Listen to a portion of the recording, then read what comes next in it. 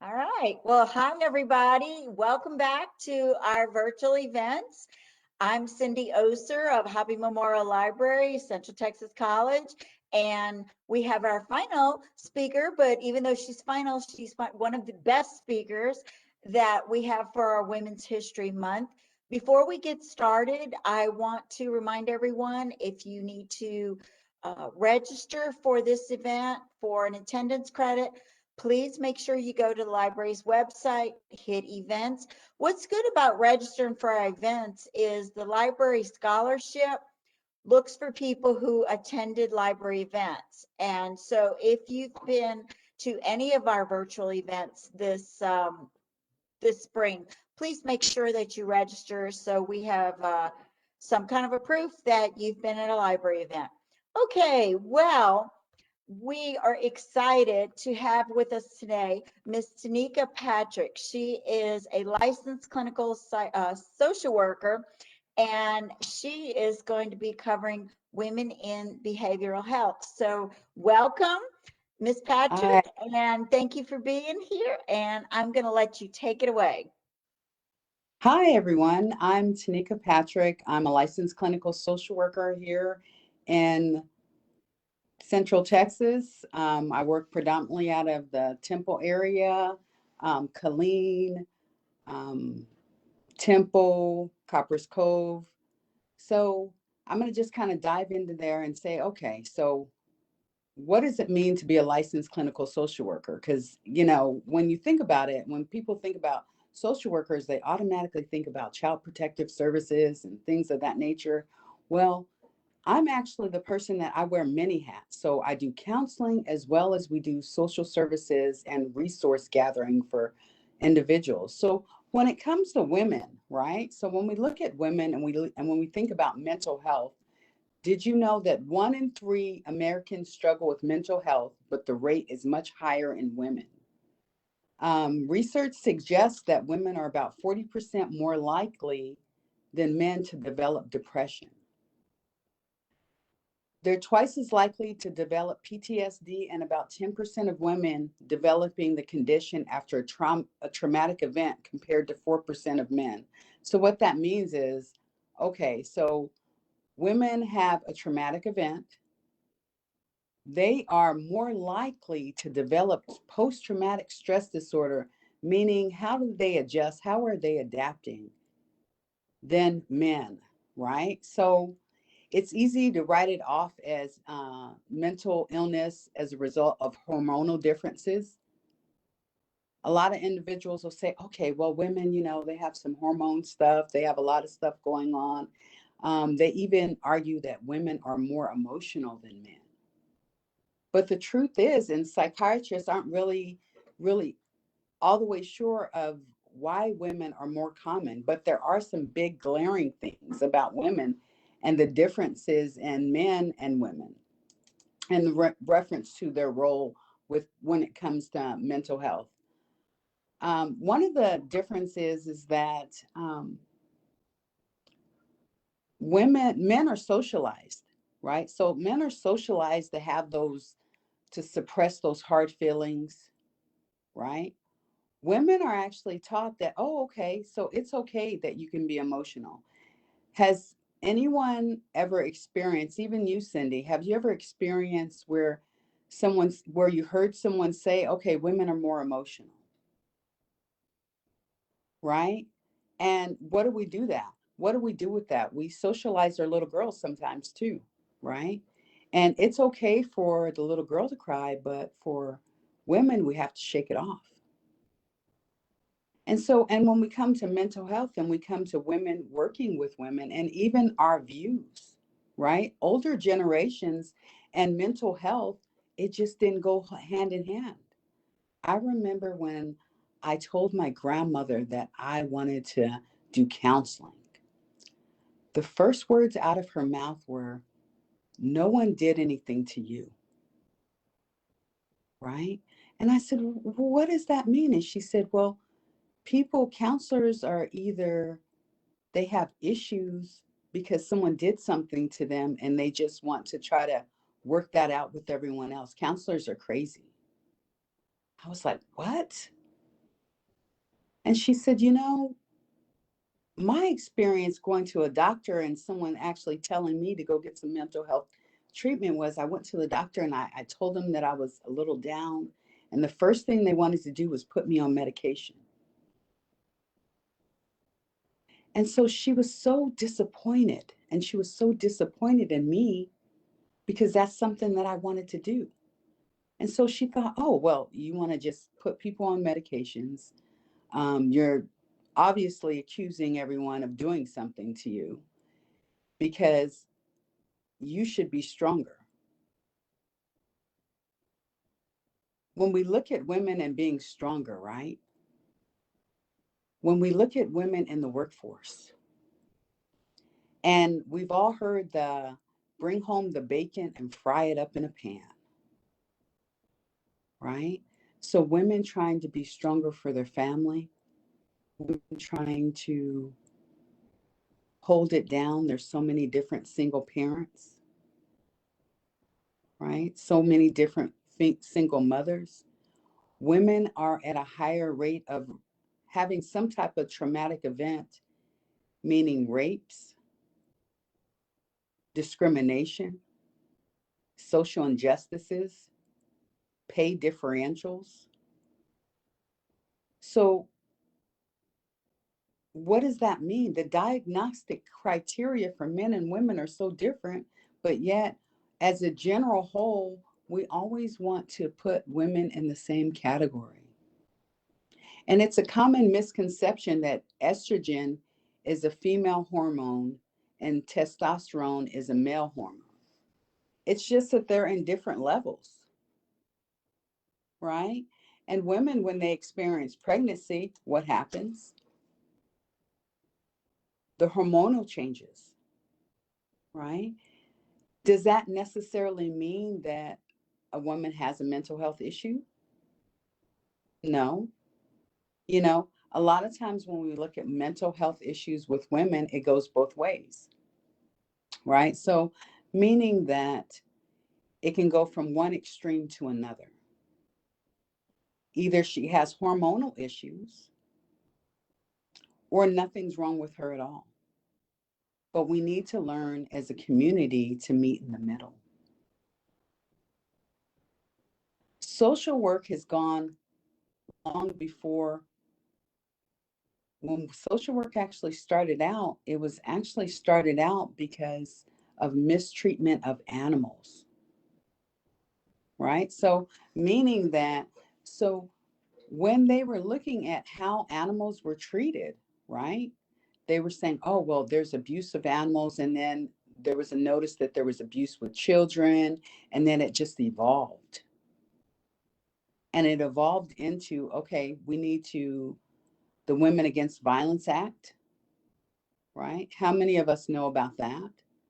Um, 1 in 4 women seek treatment for depression at some point, compared to only 1 in 10 men,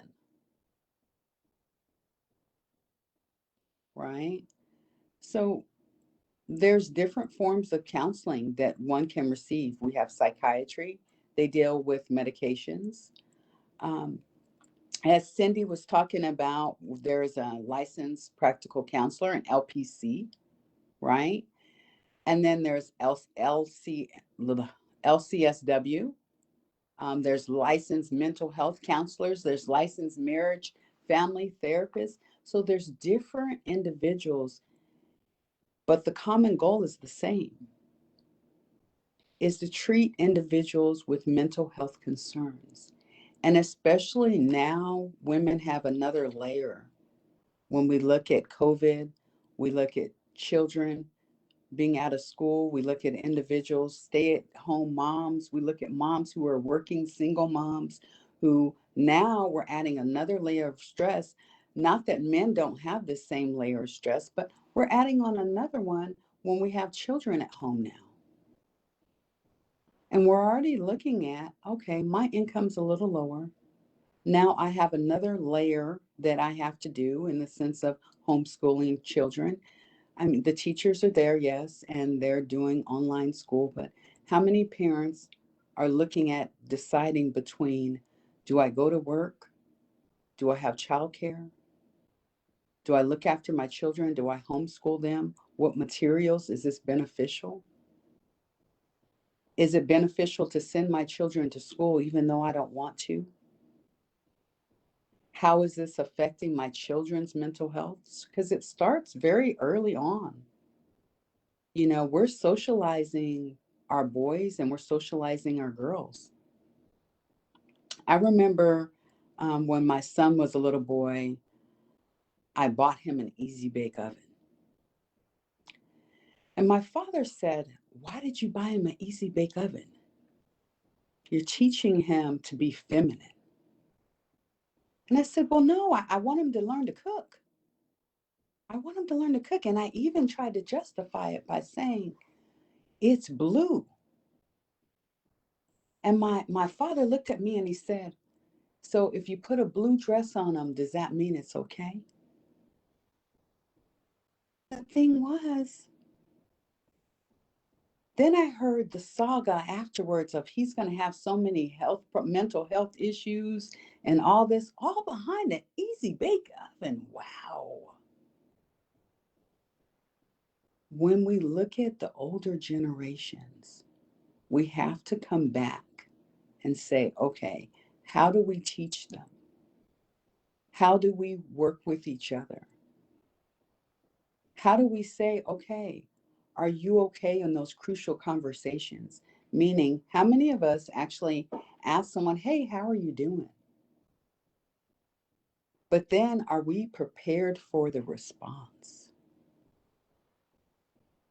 Are we prepared to receive what we heard?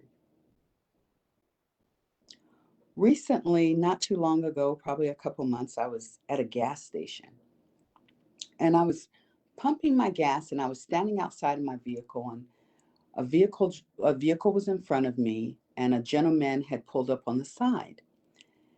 And it was obviously the two people knew each other and he said, "Hey, how's it going?" And the guy in front of me said, "I'm not doing very well at all." And the person at the gas pump on the other side, he didn't know what to say. He said, "All right, man." And he commenced the pumping gas. So I walked up and I said, I didn't mean to, you know, eavesdrop or butt into your conversation, but I just heard you say I'm not okay. And I just want to, would you like someone to talk to? I heard you. And so he commenced to tell me about his wife having cancer and just dealing with that. And it was new and they just found out and he's stressed out and they just had a baby. And so we pulled up in front of this convenience station and we just kind of talked for about 30 minutes, just about life and resources and coping skills and where he could go. And one of the crucial questions that I asked him was, do you feel like hurting yourself? Because so many times we have individuals that hurt themselves because they're in such extreme amount of pain and they don't feel like there's a way out. And so we need to be prepared to ask the question. And what he said was, my wife is so strong that she keeps telling me, oh, it's not a big deal. Don't worry about it. I got this covered. And she's doing everything and she won't allow me to help. And so when we think about women and we think about history, that goes hand in hand. When we think about the matriarch of the family and her taking on all those things and not reaching out and looking at other individuals and feeling as a burden. So, where do we go from there? Men, when we look at depression, it can be masked as anger, even though anger is not a diagnostic criteria of depression.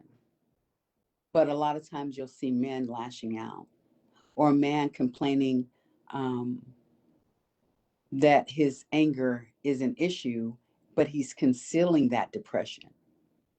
But women, what do? We talk about it. We talk about it, but we talk about it with each other and we say, oh, don't say anything. Don't say anything. I'm just venting. We don't want to be perceived as weak or neurotic. We want to be perceived as strong because we're looking at equal opportunity. In an employment setting, if a woman has a bad day, do you guys think that there's a difference between a woman having a bad day and a man having a bad day and how it's perceived?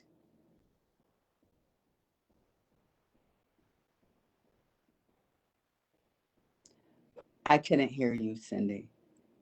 Did you say something? No, I was just thinking, and no, not that I've seen that much, that Okay. much. Okay. So in some settings, it can be. It can be construed as depending on what's going on. I've heard, especially with the COVID, well, her kids are at home. Well, that she's been having some difficulties with daycare. Well, I don't know how many people are going to stay here. I don't know what's going to go on because of COVID and family. You don't very often hear about men and individuals putting that connection hand in hand and saying, well, I don't know if he's going to stay here. Are there any questions? Well, Janice had a comment. She said that we're automatically considered hormonal or moody. Do you find Yes, that? Hmm. I do because that's what society has actually conditioned us to think. Even when we look at social media, when we look at television shows, it's actually it's elevated to a point of it's out of control, where we even have little ones, 2, 3 years old, mimicking a hormonal woman, shaking their head, having little fits. And this is just a little thing that they're playing. Do you find we've come a little ways though? I'm thinking back on the movies uh, a long ago where the woman's role in the movie was to faint and scream and to, have the man come to the rescue. Have we really come very far from what you've seen? I do. I believe that we have come because when you look at movies now and you look at shows, women are just as part it's the workforce as men, right? So they are leaders. I mean, you look at our vice president, you look at all the things that are occurring right now that are empowering women. And they're empowering women to take charge of themselves, their lives, their families, and say, okay, these are the things that I need. This is how I'm going to get it. These are my goals. And so we have to keep in mind that it's crucial that we have goal setting,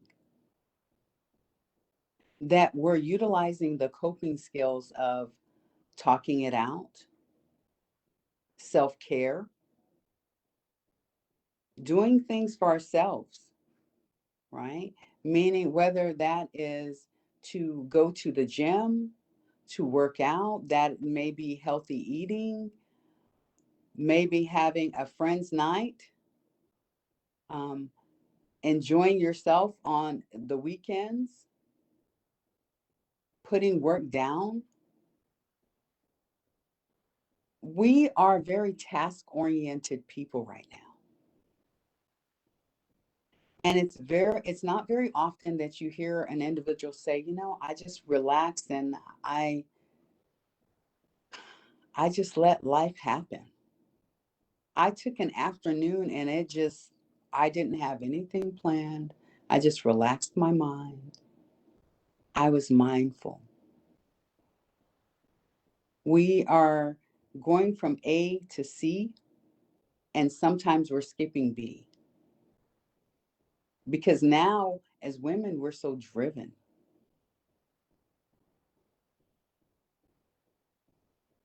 I have something, there's something you touched upon. Um, you said that a woman, for the example with the gentleman at the gas station, Hmm. and you said that he said, my wife won't let me help her. Do Hmm. you find as a social worker that women in general, or is this like just sometimes feel more like they have to do it all, they have to be in control? I mean, like, is this something you're seeing? I see it very often. Um, a lot of individuals, they feel the need to be helpers, and a lot of women are helpers, right? So just by sheer nature, that's my personality type. I'm a helper. And having difficulty to receiving because they're mimicking what they've seen, right? And even when you have the help out there, when you have individuals saying, hey, I'm willing to do this, I can do this. Well, because now, like you said, things have changed from the woman fainting, right? So now it's okay, I'm driven. I can do this. Um, a woman is making her appointments for herself, her children, her husband, and even elderly parents.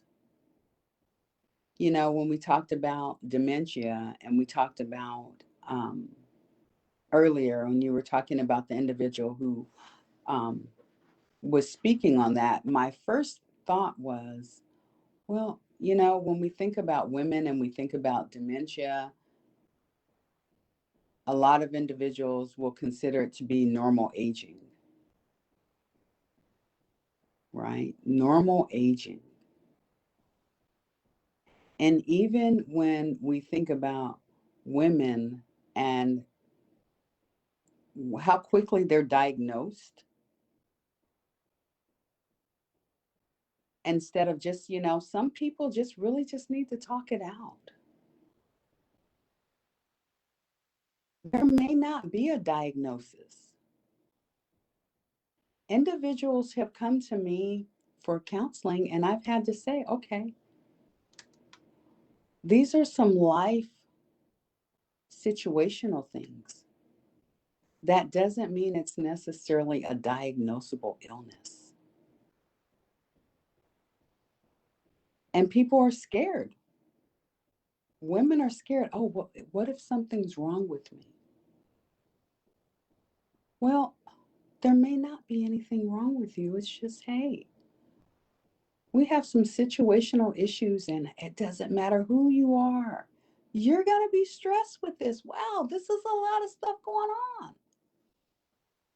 It's exhausting, and you're holding all that in, and you're not allowing friends, family to help you because you're considered the helper. Well,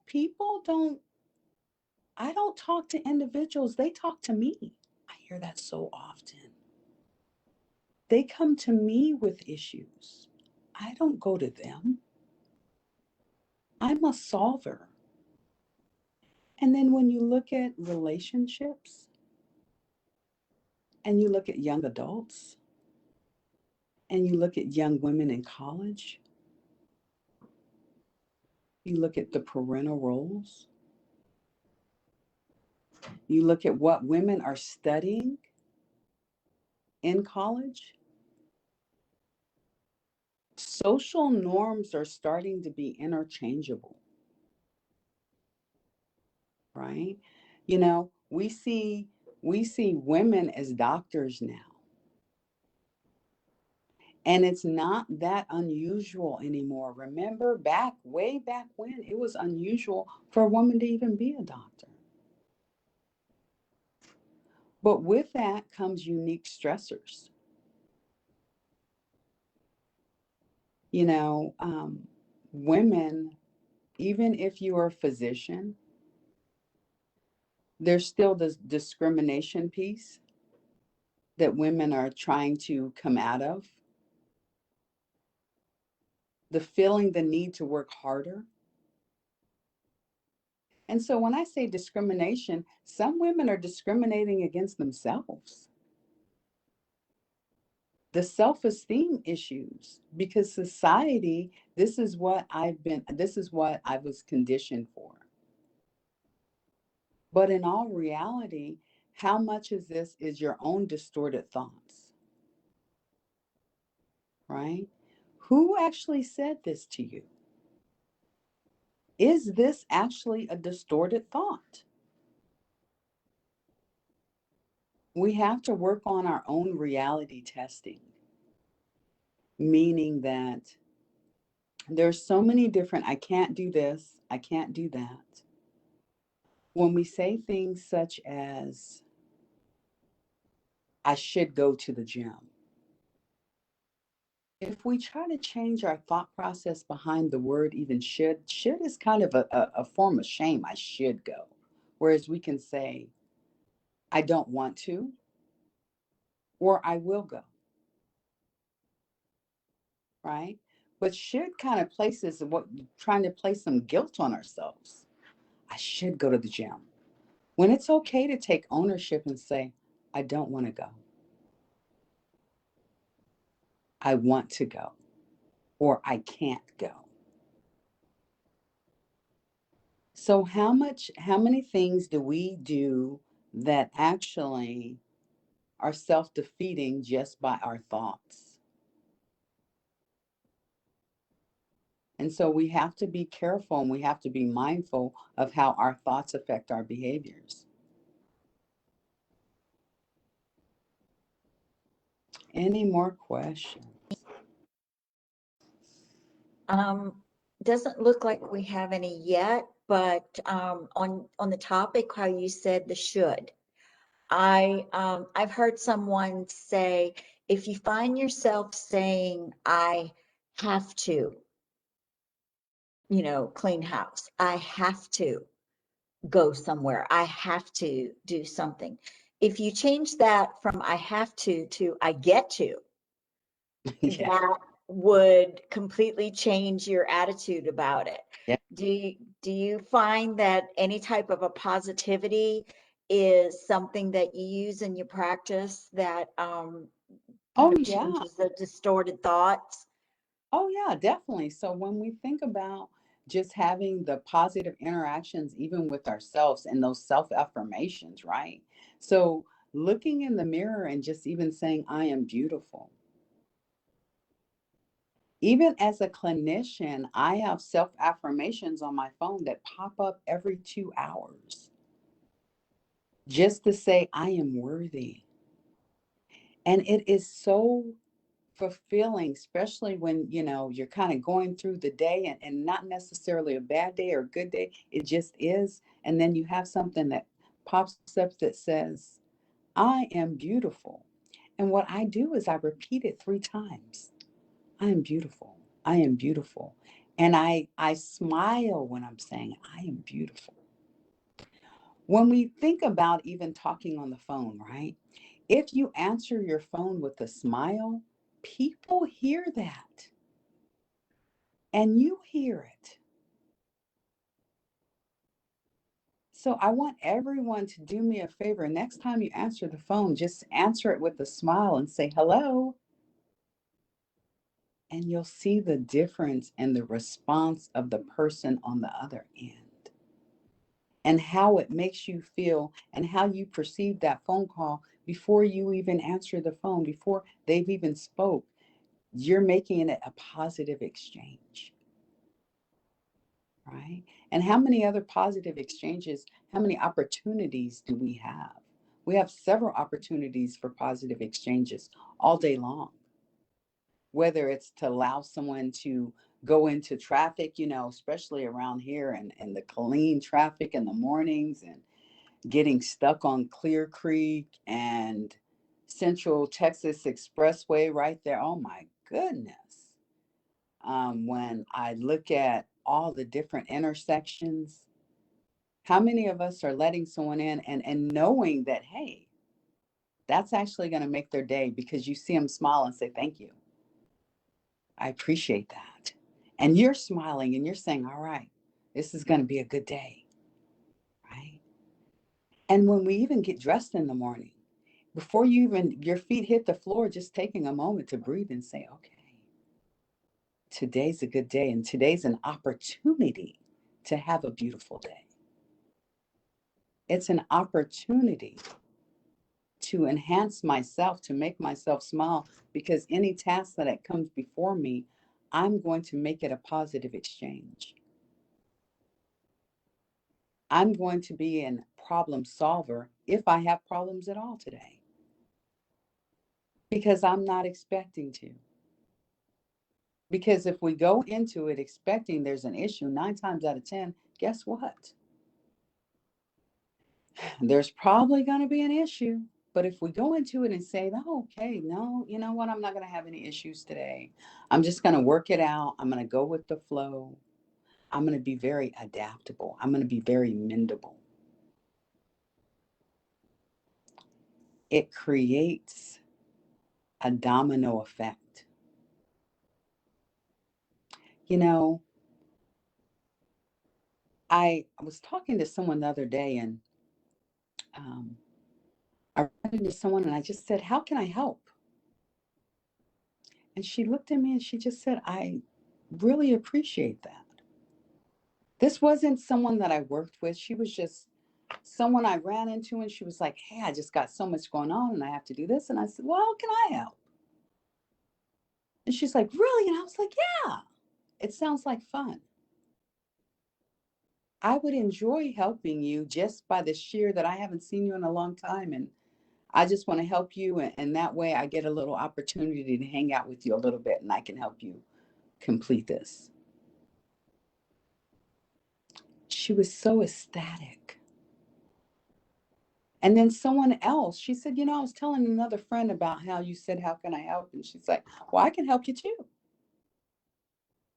And it was the domino effect. And the next thing you know, there were several females. We were hanging out, having a good time, helping packaging some things for some children. And it was really enjoyable because it's the domino. So when you're looking at things and you're thinking about what your day is going to be like, think of it not what's not going to happen, but what can happen. Think about the positive exchanges that you're going to have. Even when someone's negative to you, go back with a positive. Go back with a positive.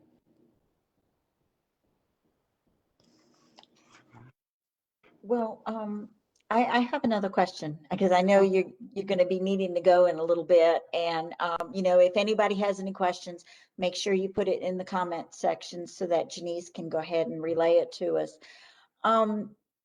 As a counselor, as a social worker, do you find that with women in particular, that there's what I call the mama guilt?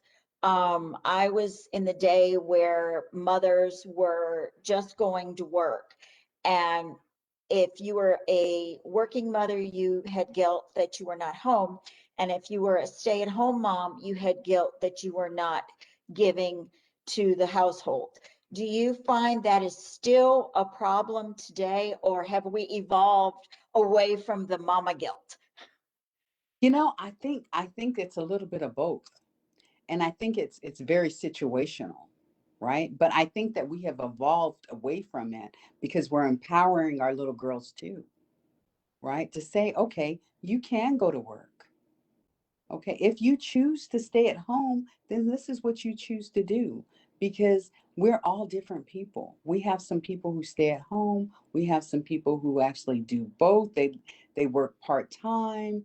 We have individuals who work full time. We actually have role reversals right now where men are staying at home, right? And the woman is actually the breadwinner winner. And the man, he's okay with it. He's like, you know what? I really enjoy staying home with the kids, right?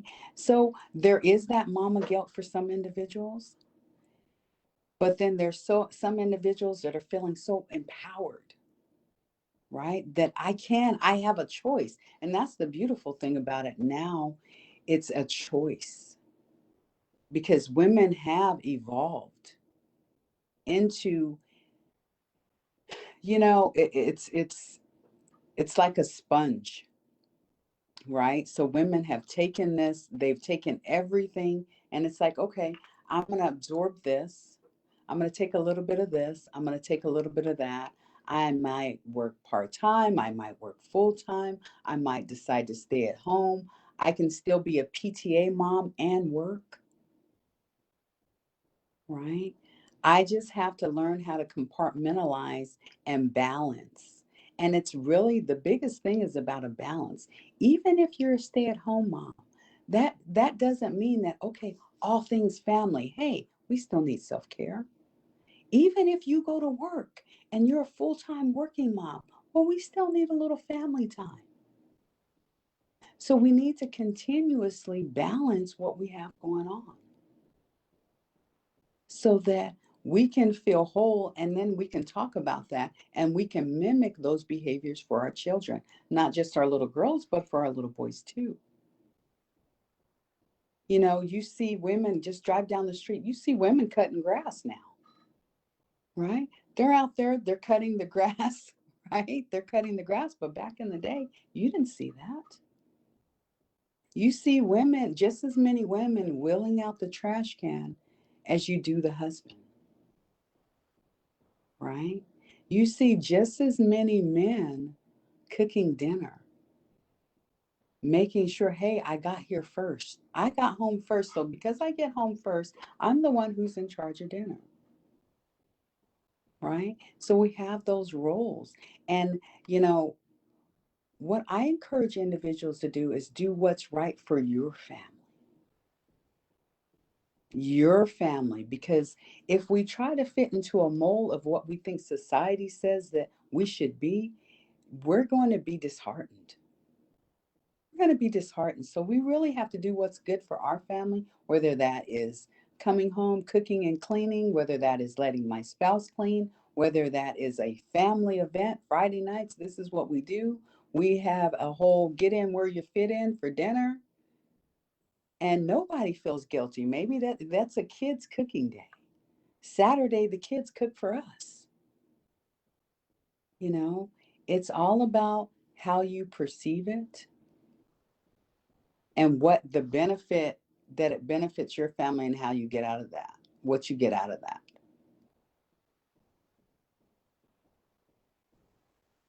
Okay. Well, um, did you want to leave us with some amazing words of wisdom that I know you have, because it sounds like that's what you have in there, you know? Okay. If I'm going to leave you with anything, I'm going to leave you with being mindful. And when I say being mindful, taking the time to just sit there and just be, even if it's 5 minutes. 5 minutes in a day doesn't sound like a whole lot, but it is. To just sit there and to relax and really truly be aware of your body. Because, hey, each day is a new day and an opportunity to have a great day. And that's it. Thank you so much, everyone. Thank you so much for sharing your day with us. I'm thrilled that you took the time, because I know you're really, really busy, to share your world in the behavioral health and your own personal world of how you do it. Mm-hmm. Mm-hmm. So, thank you so much, guys. We put her website in the comments. And, if you have more questions, you can either put them in the comments or just get in touch with Miss Patrick. And I'm sure she would love to talk with you, especially if you're at a gas station. Go ahead and Yeah, say you're not okay if you yeah, see her. pretty much. Yes. All righty. Well, guys, you guys have an awesome day. We are going to have next week 2 new events. We're going to have next Wednesday our wow, nope, it's next Thursday. I should have written that down. Next Thursday is our Eclipse 2024 with our beloved uh, planetarium. They're going to be talking, our astronomer, Warren Hart, he's going to be talking about the eclipse. And then on Friday, which is an unusual day for us to have it at 10 o'clock, we have our very own CTC photography professor, Julie Andrada, that is going to be talking about the 100-year history of photography. So you have a Wow. little break from us. Until then, make sure you join us. Thank you again, Miss Patrick, and everybody have a wonderful day. Bye. Thank you.